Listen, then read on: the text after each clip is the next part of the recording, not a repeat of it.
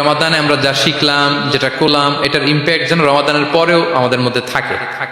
আমাদের অনেকের এটা হয় যে রমাদানে আবেগে অনেক আলোচনা শুনে, ক্ষমার মাস এটা জেনে এত ইবাদত, রমাদান নাই ইবাদত নাই, এরকম হয়ে যায়। এটা যেন না হয়, বরং এটার একটা পরশ যেন আমাদের হোল দ্য ইয়ার লং থাকে।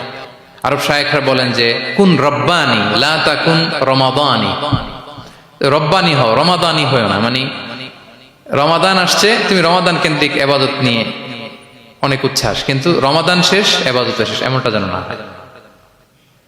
রমাদানের পরেও সে মেহেরবান আল্লাহ তাআলা কিন্তু আমাদের জন্য আছেন। তিনি প্রতি রাতে শেষ রাতে নেমে আসেন, এসে ডাকতে থাকেন, কার ক্ষমা লাগবে ক্ষমা চাও, ক্ষমা করব।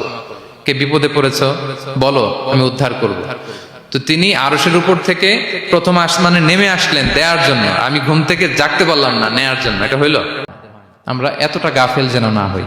আমরা যেন একটু পুশ করি। বড় কিছু পেতে হলে নিজেকে পুশ করতে হয়, এক্সট্রা একটা ড্রাইভ দিতে হয়।